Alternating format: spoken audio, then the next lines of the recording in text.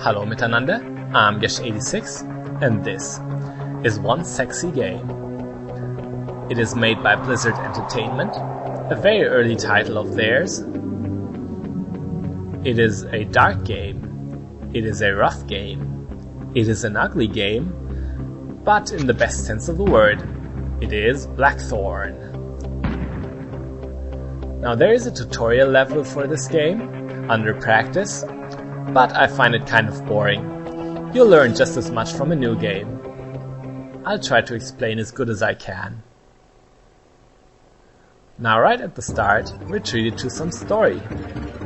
This is the world of Tool, and what we see here is the nation of Kadasul.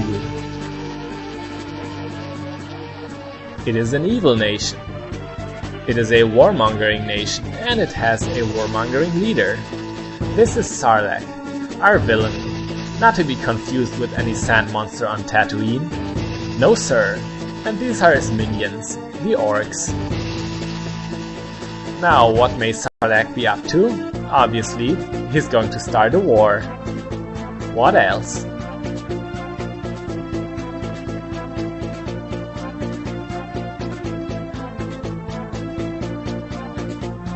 Sire, if I may, your arm is on fire. Hold your tongue, foolish vassal, and bring me that pizza I ordered.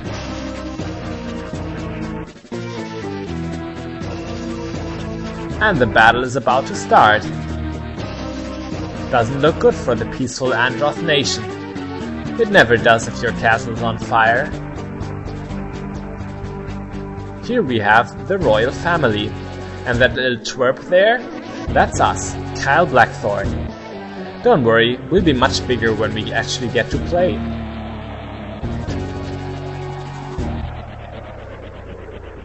We have been saved from the war. We are pretty much the lone survivor. Now there is a lot more backstory to this game. Most of it is in the manual. Honest, in his time on Earth, Kyle became a soldier, but he was later dismissed by the army and went on to become a freelance mercenary. But all of that plays before the actual game.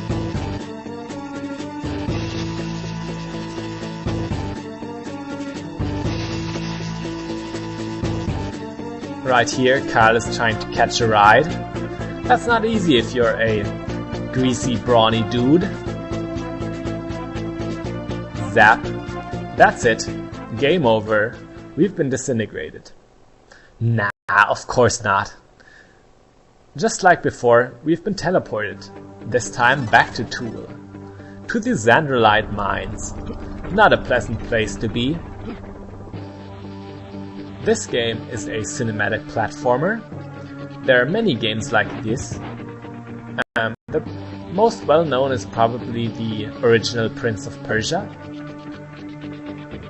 And all these games have in common that they usually have really realistic graphics and animations, and that the main character has many physical abilities, and you need to utilize these. In the next room is our first enemy. Bam! That was easy. Now don't get the wrong idea. The combat in this game is actually really tricky.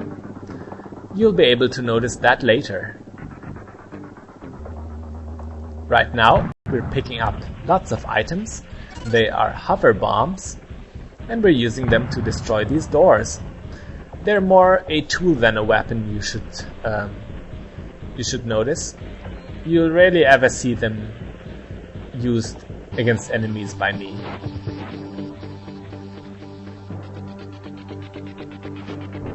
Now, if you press Y while your gun is out, you can shoot over your shoulder. It's pretty cool and arrogant looking, if you ask me. I like that. It's only useful in very few situations, but the one you saw there was one of them. Believe it or not, the first stage is almost done.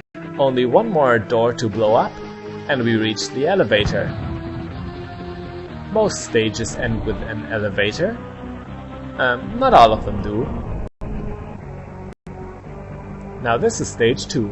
right off the bat, we'll be introduced to a new enemy, the Red Orcs, or I should say the Red Grags. That's the actual name of them, but by habit I always call them Orcs. The Red Grags will throw a hover bomb at you, unless you shoot them quick enough. Then they won't. Now, a very important mechanic in this game is taking cover. If you press up on the D-pad, you will blend in with the shadows and you'll be able to evade bullets. That is very important. Using that and some good timing is the key to winning the firefights in this game. Now keep in mind that your enemies can also take cover.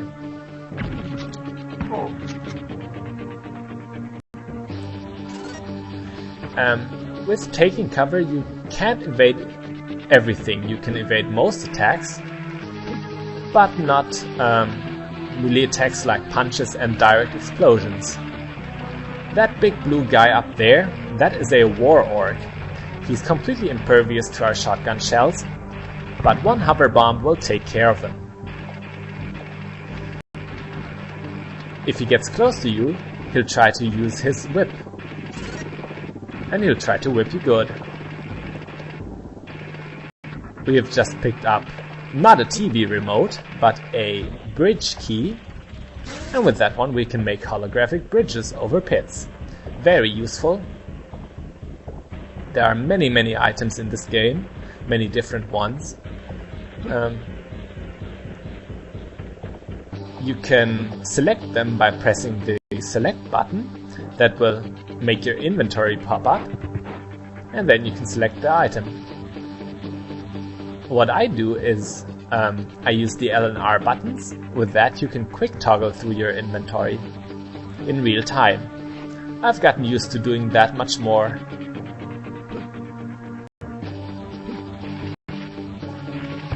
Now here we see even more imprisoned Androthi. These poor souls. They have to mine for Xandrolite, which is a very important mineral for the people of Tool. But even though these people are enslaved, not all hope is lost. This guy here, good boy, has drugged a Grag. It is good that not all hope is lost by these people, because we're their savior. The Androthi will help us as much as they can.